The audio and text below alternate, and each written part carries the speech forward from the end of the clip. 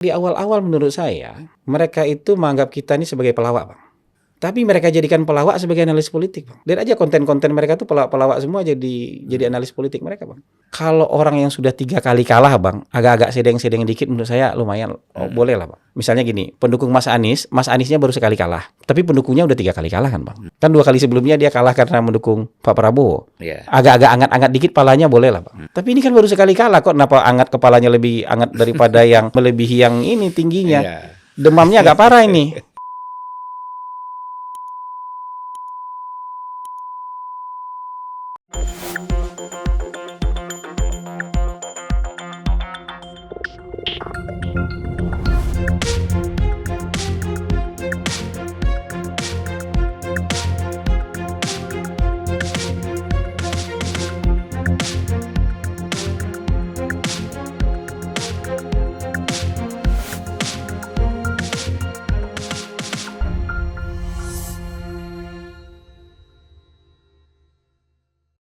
Bismillahirrahmanirrahim. Assalamualaikum warahmatullahi wabarakatuh. Waalaikumsalam. Salam sejahtera buat kita semua, terutama juga buat para penonton Unpacking Indonesia dimanapun berada. Sekali lagi terima kasih atas kehadirannya Bung Hasan Nasbi. Siap, Bang. Ya. Tadi sudah banyak cerita oleh-oleh tentang dari Teheran ya, Iya. dari Iran. Nah, sekarang kita ini setinggi-tingginya bangau terbang. Balik juga. Akhirnya kita mau nggak mau membahas Politik soal lagi. politik pilpres lagi kita. Balik lagi kita ke tema ya kan. Iya. Kalau kata siapa tuh yang balik ke laptop itu? Tukul bilang kita balik ke laptop. Ya kan? Ini mengenai yang beredar di media bahwa Golkar katanya melalui Erlangga minta jatah menteri. 5 menteri itu benar nggak sih? Ini kan saya nggak tahu persis ya itu, Bang. Tapi menurut saya ketika berkoalisi mungkin kan sudah ada kesepakatan masing-masing. Dan kalau sudah ada kesepakatan masing-masing kayak gitu kan sebenarnya nggak perlu lagi diumbar ke publik, kecuali merasa insecure. Kecuali merasa nggak tenang, nggak nyaman, atau merasa nggak aman, sehingga harus disampaikan ke publik. Karena kan yang saya lihat partai-partai lain kan nggak ngomong kayak gitu, Bang. Iya kan? Maksudnya PAN diam-diam aja, nggak ada ngomong. Kan maksudnya pasti juga ada komitmen-komitmen kan soal power sharing ini kan pasti ada komitmen. Demokrat menurut saya juga relatif proper dalam membuat statement. Partai-partai lain menurut saya lumayan, PAN, Demokrat itu lumayan proper membuat statement, jadi nggak bicara terbuka minta sesuatu kepada presiden terpilih. Ini kan mungkin mirip ketika misalnya Pak Jokowi baru terpilih 2019. Ibu Mega kemudian secara terbuka minta sekian, nggak mau segini, nggak mau. Itu kan sebenarnya gini, kita pasti ada berunding di belakang layar kan, Bang. Maksudnya di ruang tertutup kan kita pasti ada berunding.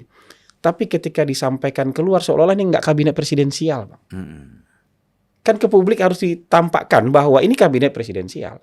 Kabinet presidensial yang maknanya menteri-menteri itu hak prerogatif presiden. Kan itu yang harus kita tonjolkan keluar.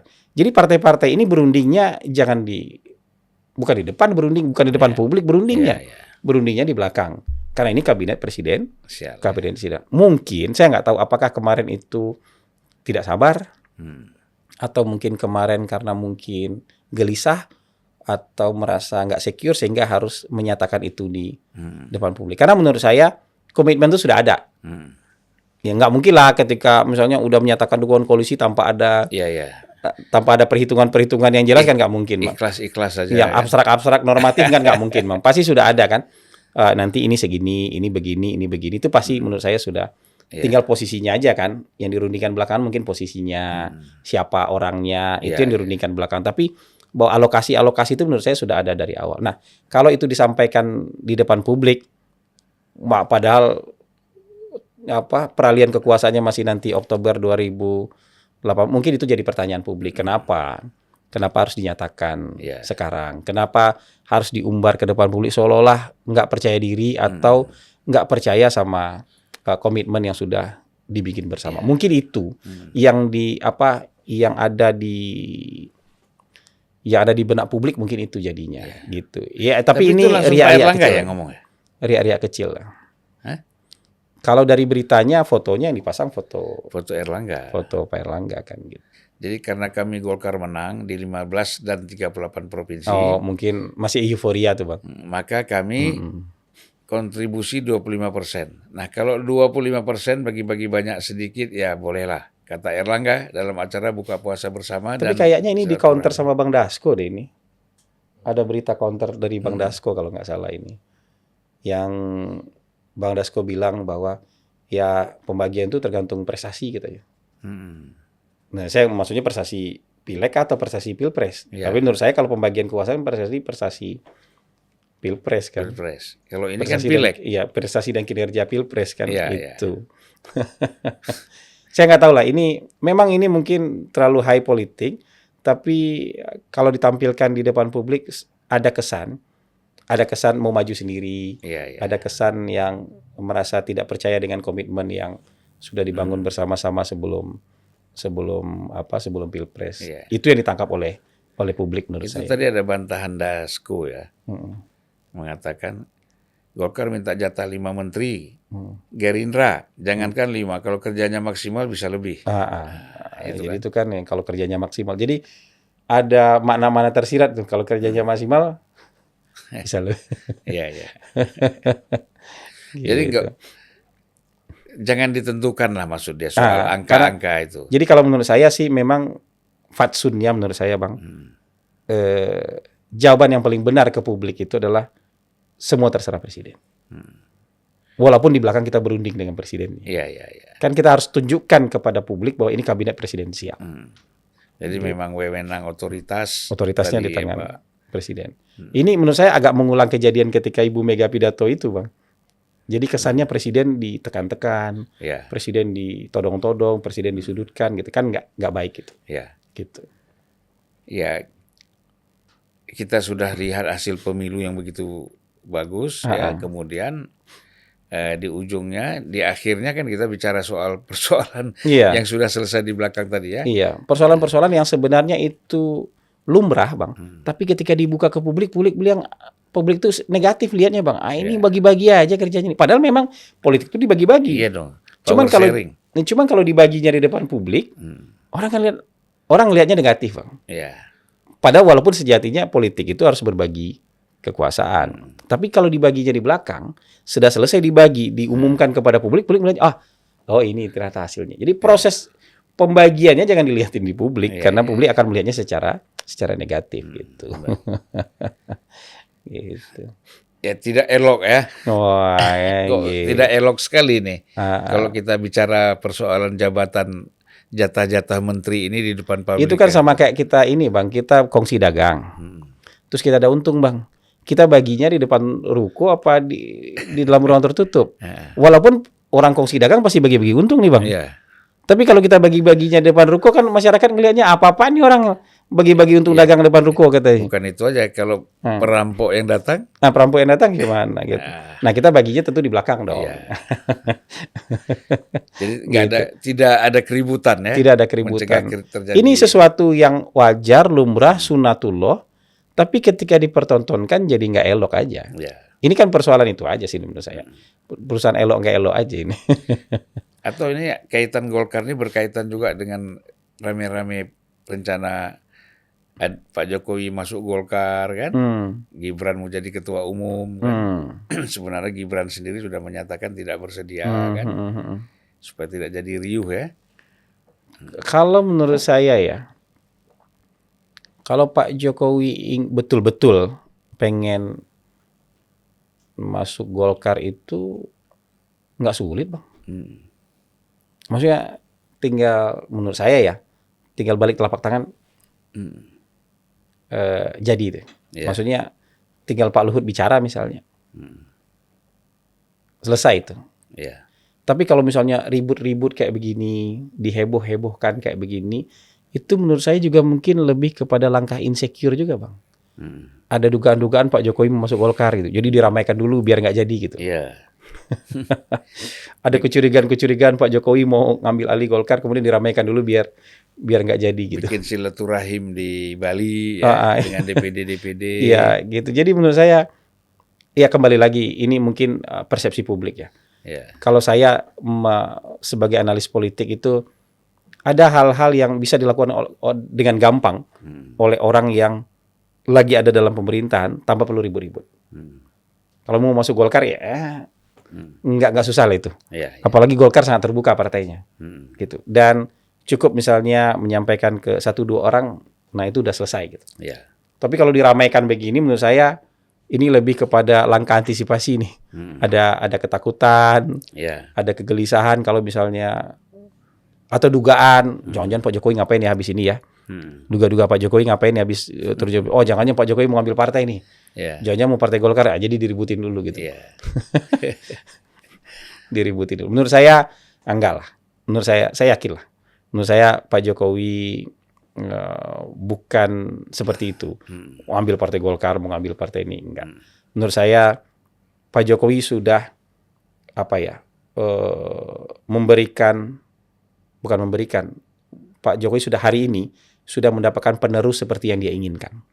Penerus untuk pemerintahan, keberlanjutan pemerintahan seperti yang dia inginkan. Menurut saya Pak Jokowi sudah tenang lah. Ngurus partai itu kan bukan tenang Bang, pusing kan Bang. Sakit kepala kan Bang. Kecuali kita masih ada power yang mau kita raih kan. Kalau hari ini kan Pak Jokowi sudah selesai. Dan dia jauh lebih besar daripada partai politik. Jadi menurut saya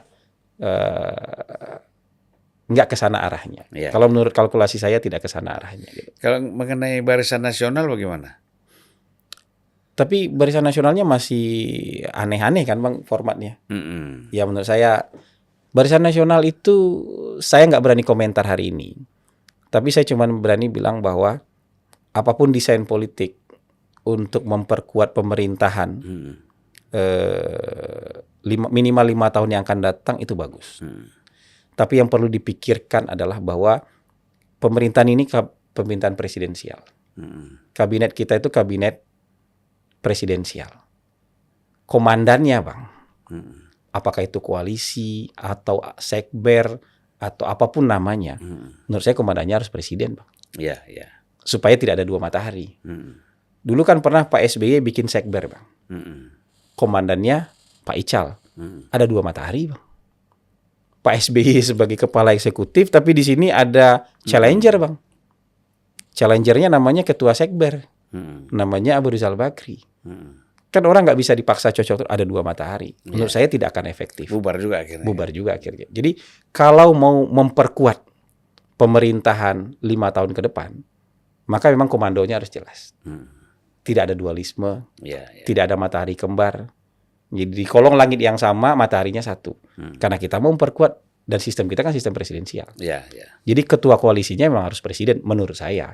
Kalau ada nama lain dari koalisi itu, ya ketuanya harus presiden. Mungkin perspektifnya berbedanya soal itu aja menurut saya. Karena kita kan mau pemerintahan efektif Bang. Pemerintahan yang kuat, pemerintahan yang bisa mengeksekusi program. Bukan yang pemerintahan tiba-tiba tertumbuk sesuatu, baru berjalan 2 langkah, terantuk batu, nabrak tembok gitu, baru berjalan 3 langkah, ada sandungan, kayak gitu-gitu kan pemerintahan nggak efektif. Jadi kalau kita membuatkan desain politik, harusnya membuat desain politik yang efektif. Dalam pemikiran saya kayak gitu. Ya kan, wacana boleh saja ya, berkembang. Itu kita anggap saja satu kekayaan. Ya, ini diskurs lah. Diskurs di dalam iklim politik kita. Biarkan saja ini menjadi pembahasan. Ya, orang kan nanti akan bertemu dengan muaranya kan. Iya pasti. Kemana nih muaranya ini? Iya. Ide-ide, gagasan-gagasan ini. Dan orang-orang ini kan akan memutuskan nanti ini. Dari diskusi-diskusi banyak ini mereka akan ngambil keputusan kan. Iya. Gitu. Kalau saya sih, saya tuh selalu percaya bahwa kita tuh bisa bergerak lebih cepat dengan organisasi yang kuat dan efektif. Nah, efektif ini tuh penting tuh Bang. Efektif tuh jalur komandonya jelas, kita tertib, kita disiplin, ada order di sana, ada keteraturan di sana, ini. Tapi kalau sangat cair Bang, atau ada perimbangan-perimbangan di dalam organisasi yang menjalankan eksekutif ini, ini hampir sama kuat sama ini hampir sama kuat sama ini. Itu agak sering terantuk kita, Bang. Agak sering kesandung kita. Jadi nggak efektif jalan kita ke depan gitu. Ada challenger soalnya. Ya. Satu hal lagi yang juga ini selama Hasan Nasbi itu tidak di Indonesia. Cuman seminggu, Bang. Ya tapi seminggu. Cuma seminggu. Kalau ada gejolak presiden ke luar negeri seminggu, ada gejolak politik ya bahaya. Kita kan bukan siapa-siapa nih. Ya. Seminggu. Tapi podcast sepi juga kan kalau nggak ada Hasan ini. Paling tidak seminggu pergi, podcast sepi lah. Nah, ini kan begini, masih ada semangat ataupun kita sebut narasi-narasi sekarang ini soal pemilu curang. Misalnya Hasto sebagai sekjen PDIP itu berkali-kali mengatakan bahwa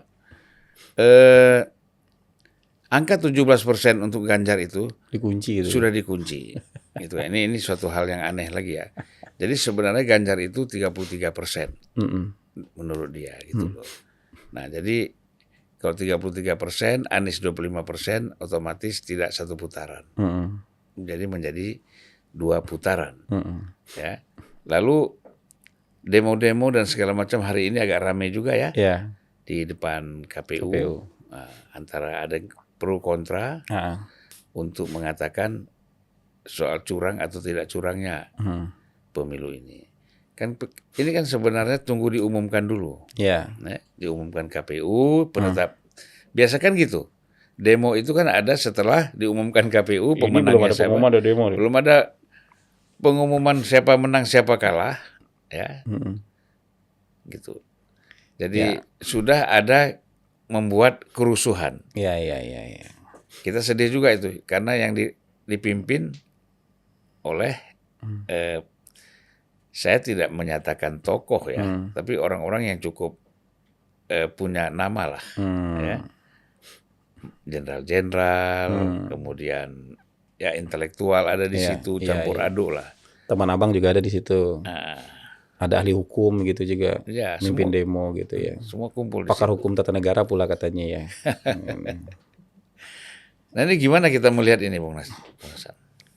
Ya sebagian besar orang, bukan sebagian besar orang, sebagian intelektual lah ya. Menarik kata kecurangan ini dalam satu tarikan napas saja. Dan muaranya soal pilpres. Tapi kalau kita mau fair, Bang, coba lihat. Ada berapa banyak sih fakta-fakta kecurangan soal pilpres? Yang terbuka aja. Kan sekarang semua bisa terbuka nih. Hampir nggak ada kan. Kecil sedikit sekali. Yang banyak itu fakta-fakta kerusuhan itu, kericuhan-kericuhannya soal pileg kan, Bang? Iya kan? Iya. Tapi mereka nggak pernah meributkan pilegnya, Bang.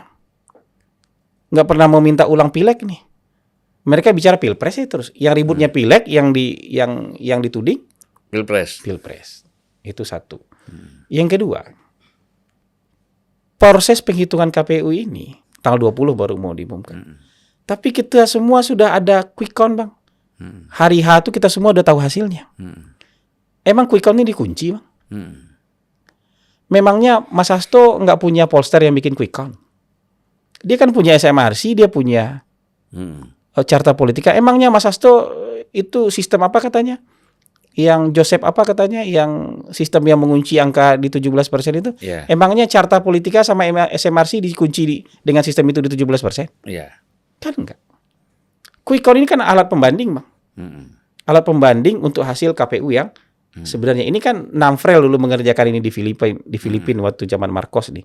Jadi kalau hasilnya sampai beda kita bongkar nih. Hasilnya sampai beda sama quick count nih, kita bongkar nih kotak suaranya KPU. Misalkan gitu. Sekarang di pihaknya Anies ada juga yang bikin quick count. Hasilnya sama juga sama kita. Apa emang dikunci dengan sistem itu jadi 16 dan 25% kan enggak? Hasil polster yang bikin quick count untuk Mas Anies, polster yang bikin quick count buat Mas Ganjar, ya kan? Dan quick count untuk Pak Prabowo maupun quick count yang netral kayak Kompas. Hasilnya sama, Bang. Siapa yang ngunci itu, Bang? Yang dituduhkan KPU ngunci sistem ini. Hasil quick count-nya sama semua kok. kita nggak ada dispute, nggak ada perbedaan. Emang itu dibayar oleh siapa? Iya. Ya kan? Emangnya sistem itu virus apa katanya? Ada sistem yang ditanam di ininya KPU, di sirekapnya KPU, mengunci Ganjar di angka 17%. Emangnya angka itu, memang sistem itu diinjek juga di sistemnya Carta Politika kan enggak? Emang itu diinjek juga di sistemnya SMRC kan enggak? Di sistemnya PRC kan enggak? Di sistem kita kan juga enggak. Jadi dia mau bicara apa? Ini kan maksud saya, kalau orang yang sudah 3 kali kalah Bang, agak-agak sedeng-sedeng dikit menurut saya lumayan, boleh lah Bang. Misalnya gini, pendukung Mas Aniesnya baru sekali kalah. Tapi pendukungnya udah 3 kali kalah kan Bang. Kan 2 kali sebelumnya dia kalah karena mendukung Pak Prabowo. Agak-agak angat-angat dikit palanya boleh lah Bang. Tapi ini kan baru sekali kalah, kok kenapa angat kepalanya lebih angat daripada yang demamnya melebihi yang ini tingginya. Demamnya agak parah ini. Mohon maaf ini demamnya agak parah nih, melebihi yang demam orang yang 3 kali kalah, Bang. Kalau saya membuat teori konspirasi yang enggak yang memang nanti juga pasti nggak akan terbukti. Pasti nggak akan terbukti. Ya orang kan mencari alasan ya. Mencari alasan, sebenarnya kesalahan ada pada dirinya. Nah, kemudian bagaimana kesalahan ini bisa mempunyai alasan yang pas. Sehingga dia bisa mempertanggungjawabkan kepada atasan. Kepada atasan. Ya kan gitu. Kalau kalah kita akui aja kalah. Jadi sebenarnya udah salah prediksi. Ya kan, prediksinya salah, ya sudah salah aja hasilnya begitu. Iya, hasil gitu. Jangan dicari lagi alasan. Mau sistem apa sih yang diinjak? Orang faktanya kan hasil C1-nya ada begitu. C1 dihitung, ada 1-2 kesalahan, tapi hanya akan jadi 1-2 kesalahan itu aja. 10 ada kesalahan, Bang, nggak akan merubah angka, Bang. Ada 8.000 kesalahan hanya merubah 1%. Nah kan, jadi itu yang saya pernah bilang. Ya, Hasan Nazmi ini saya nggak, ya ada rasa kasihan nggak sih sama Mas Hasto kalau kayak begini?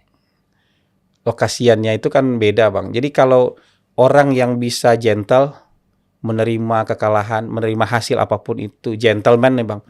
Kita ucapkan selamat ini segala macam ini, kita sudah punya hasil perhitungan sendiri jujur kayak gitu, kita respect dong Bang.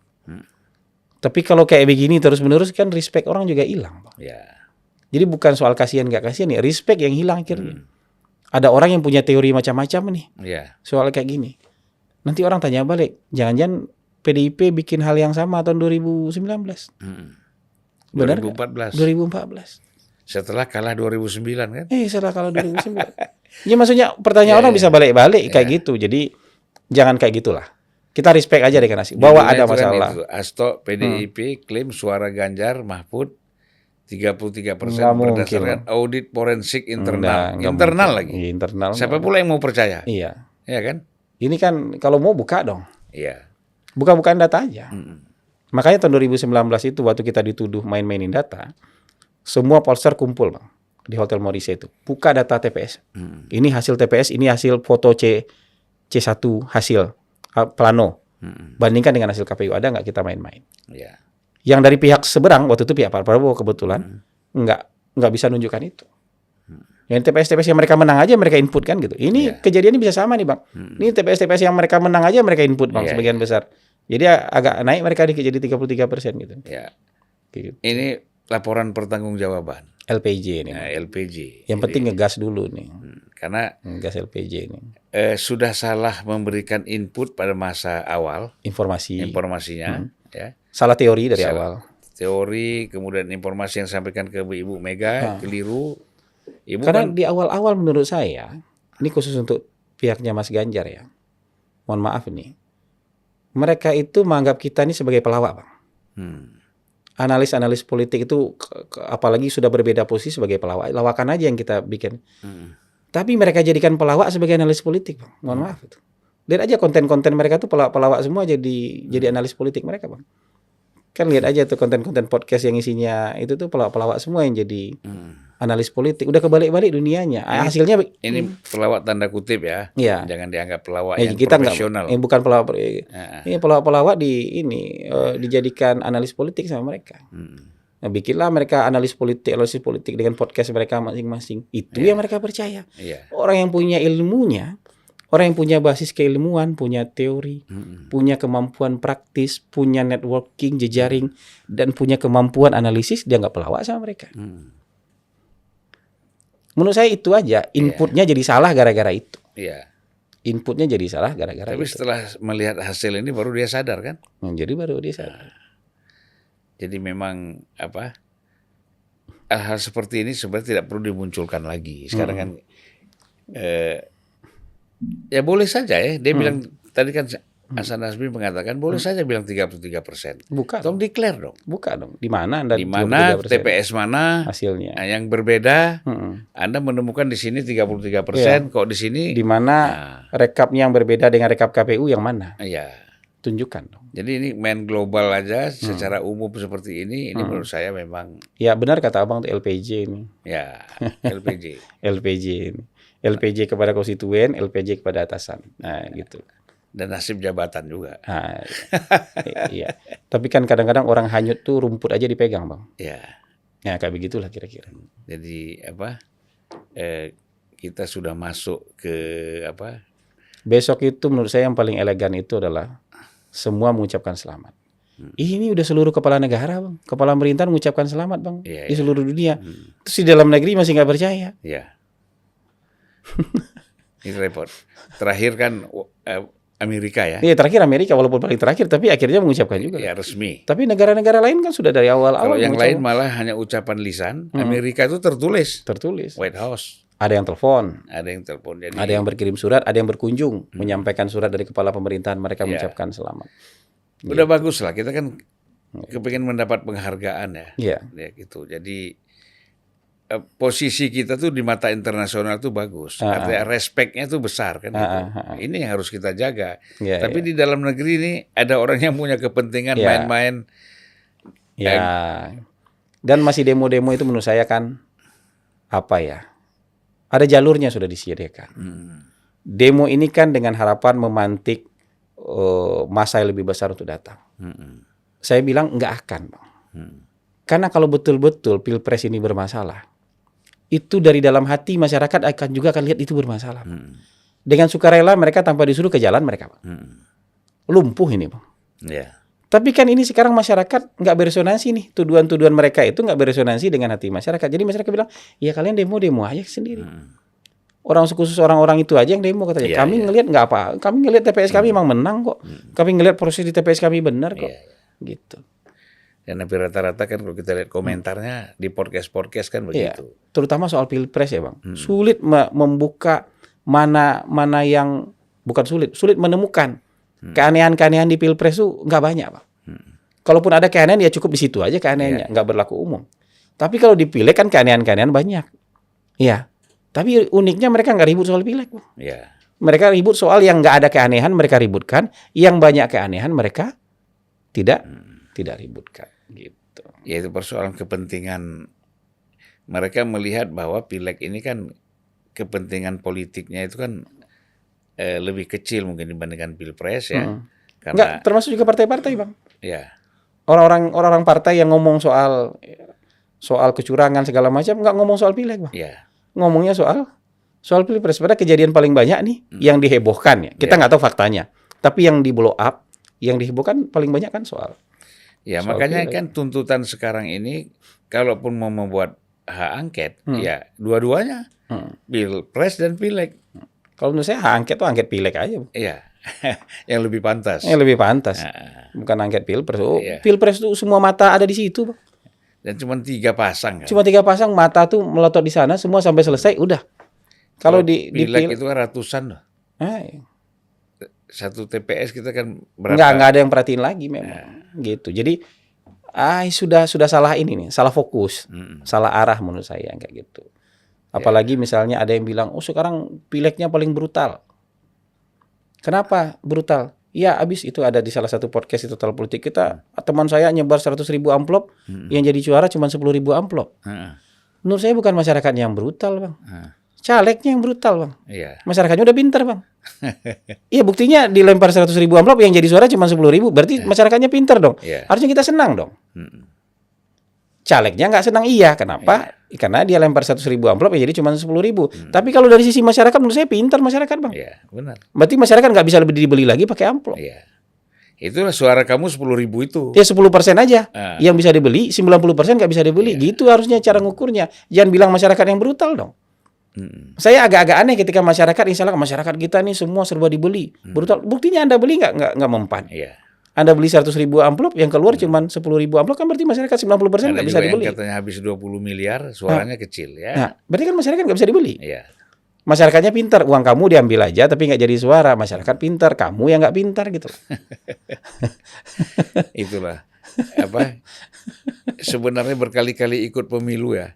Kita kan sudah memahami bagaimana perkembangan cara berpikir masyarakat kita. Kemudian yang nggak berubah tuh pola kita. Pola kita yang nggak berubah. Nggak berubah. Masyarakat yang berubah. Terus kita bilang ini brutal. Kita yang brutal. Kita masih menganggap masyarakat seperti pemilu yang dua periode yang lalu. Dua periode yang lalu. Padahal dia sudah lompat berubah. Kitanya masih pakai pola lama. Kita masih pakai pola lama. Ya kira-kira begitulah, Bang. Ya. Nah, jadi yang sekarang ini kan sebenarnya kita kalau membahas soal hak angket itu kan udah ketinggalan. Iya, Bang. Ya. Sudah. Bicara kecurangan itu udah selesai. Iya. Sekarang orang sudah bicara ke depan. Bagaimana posisi pemerintahan ke depan di bawah kepemimpinan Prabowo Gibran kan gitu. Iya. Nah, tentu dilihat dari isi kabinetnya. Siapa sih yang mengisi kabinet ini? Iya. Performan orangnya itu seperti apa? Kan gitu. Pesimis atau tidak atau tidaknya, optimis atau pesimisnya kan dilihat dari situ kan. Iya. Dari figur-figur yang ada di dalam kabinet gitu. Iya. Nah, kita tahu Bung Hasan ya, pada masa 2019 walaupun Pak Jokowi berhadapan dengan Pak Prabowo, tapi kan Pak Prabowo diajak oleh Pak Jokowi masuk dalam barisan kabinet Pak Jokowi. Iya. Itu kan menarik. Iya. Nah, ini rekonsiliasi. Iya.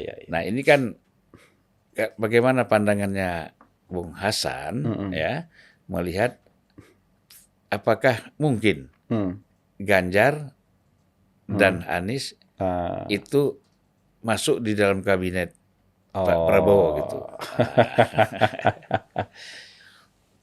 Iya, kalau saya lihat sekarang, Bang ya, mungkin target kalau kita bicara mungkin istilahnya mungkin, walaupun mungkin nggak 100% tepat ya. Karena kalau tahun 2019 kan memang kutubnya 2. Kalau sekarang kan kutubnya ada 3, tapi ya nggak sedalam ketika tahun 2019. Pembelahannya tidak sedalam tahun 2019. Kalau menurut saya sekarang mungkin ya, dalam bayangan saya, fokus misalnya membangun pemerintah bersama-sama ini mungkin bukan figur, tapi kekuatan politik. Kekuatan politik. Jadi menurut saya akan ada ajakan mungkin, atau mungkin approach lah terhadap kekuatan-kekuatan politik. Ya ini kan kita bicara soal partai politik. Saya yakin pemerintahan Prabowo Gibran, Pak Prabowo terutama, mungkin akan approach dengan partai-partai mungkin, akan komunikasi lah. Mungkin dengan Nasdem, mungkin dengan PKB, mungkin dengan PDIP. Ya menjajaki kemungkinan untuk menjalankan pemerintahan bersama-sama. Siapa yang akan bergabung nanti wallahu alam. Kan tentu ada banyak diskusi di sana. Dan diskusi yang paling menarik tentu power sharingnya. Walaupun mungkinnya partainya besar, tapi karena masuknya belakangan, power sharingnya nggak bisa sebesar partai koalisi dong. Ya tentu seperti itu. Atau kalau misalnya kalau kita mau membangun pemerintahan yang kuat, dan perlu support yang kuat juga di DPR, siapa yang disisakan di luar sebagai oposisi.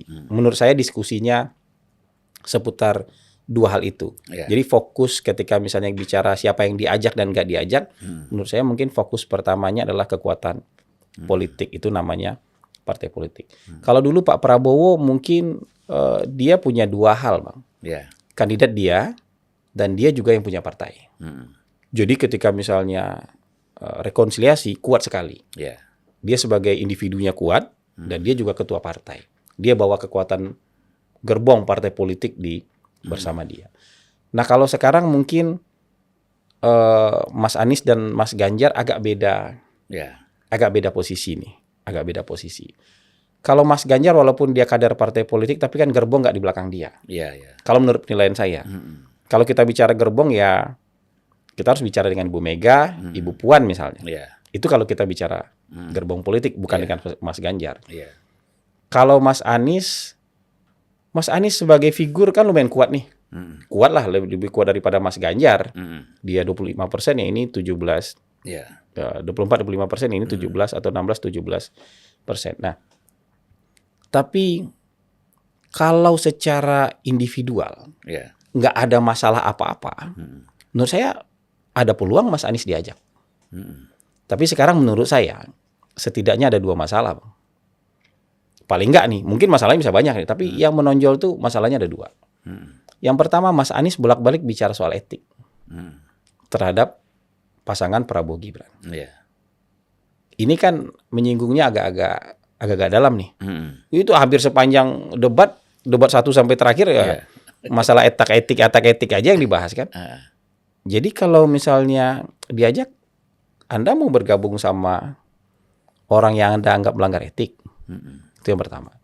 Yang kedua, Mas Anies udah agak offside, slip of tongue mungkin, agak terlanjur mungkin, tapi udah kejadian. Memberi nilai Prabowo 11 dari 100. Anda mau kerja sama orang yang Anda kasih nilai 11 apa enggak? Ini kan komplikasi jadinya. Jadi mau apa, itu jadi berat buat misalnya untuk membuat, mau dari pihak manapun datang tawaran itu, buat Mas Anies bisa masuk ke dalam pemerintahan. Kalau misalnya Mas Anies ingin memperpanjang karirnya dalam politik, menurut saya kan menurunkan target sekarang, Bang. Targetnya apa? Sebagai calon gubernur. Kalau Mas Ganjar kan nggak bisa jadi calon gubernur. Mas Ganjar bisa sekarang jadi calon wali kota. Calon wali kota atau calon bupati bisa dia.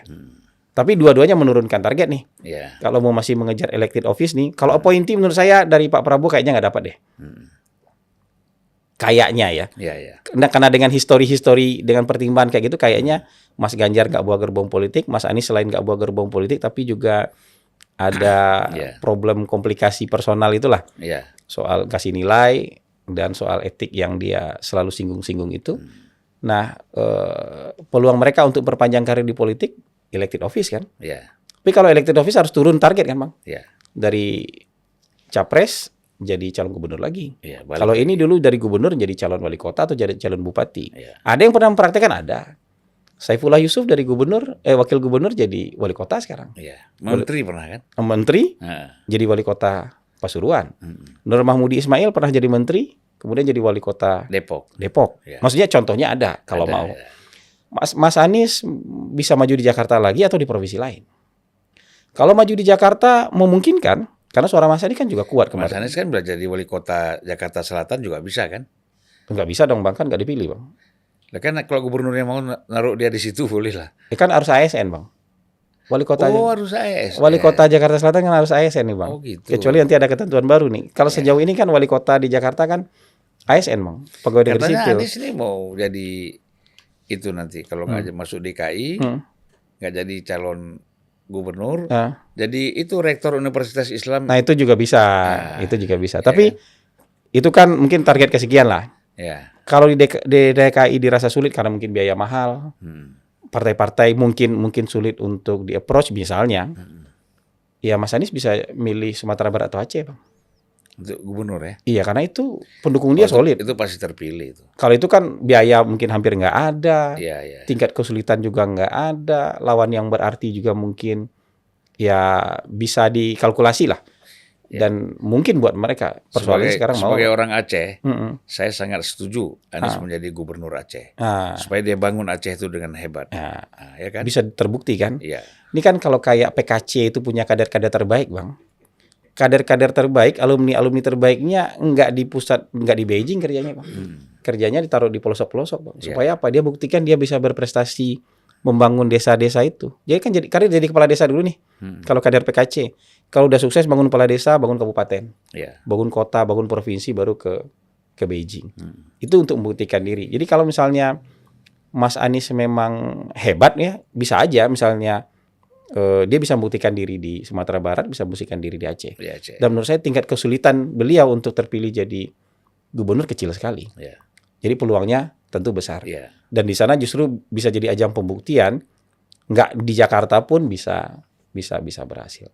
Tapi kalau misalnya agak-agak trauma, misalnya dengan pemilihan, kan bisa aja orang baru sekali kalah tapi bisa aja trauma kan Bang. Iya. Nah ya bisa appointee di misalnya Universitas Islam Internasional di Cimanggis bisa kan, karena beliau juga punya skill lain kan. Iya. Selain skill jadi politik ada skill akademik juga kan, Iya. skill sebagai pengajar juga kan. Jadi menurut saya peluang-peluangnya kayak gitu mungkin ya.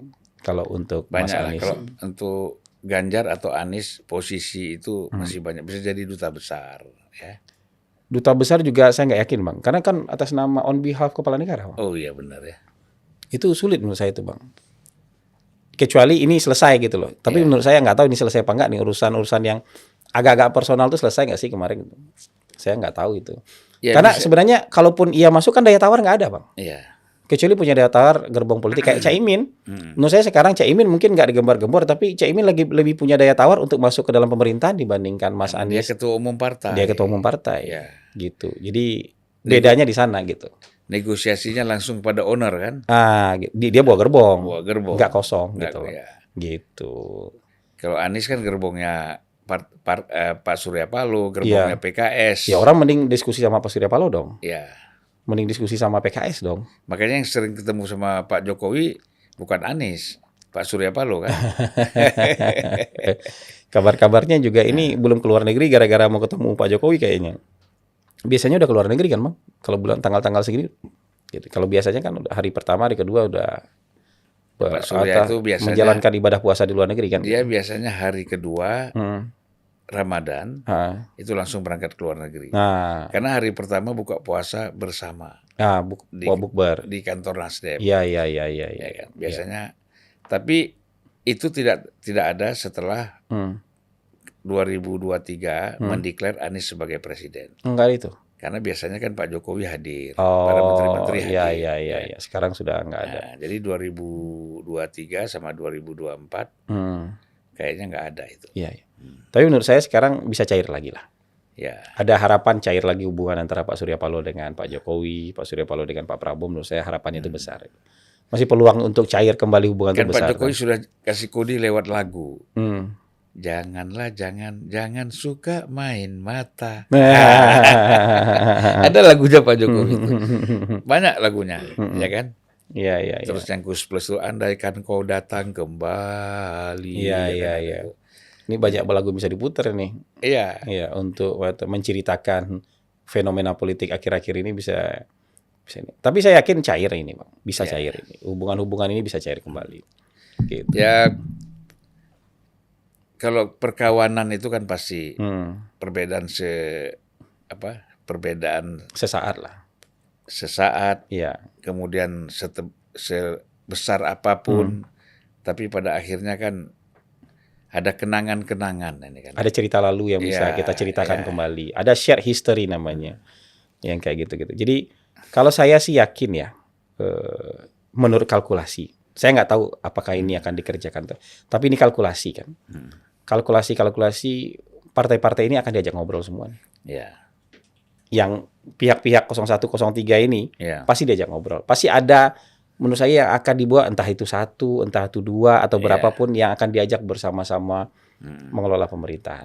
Jadi menurut saya begitu tuh. Bagian dari apa ya?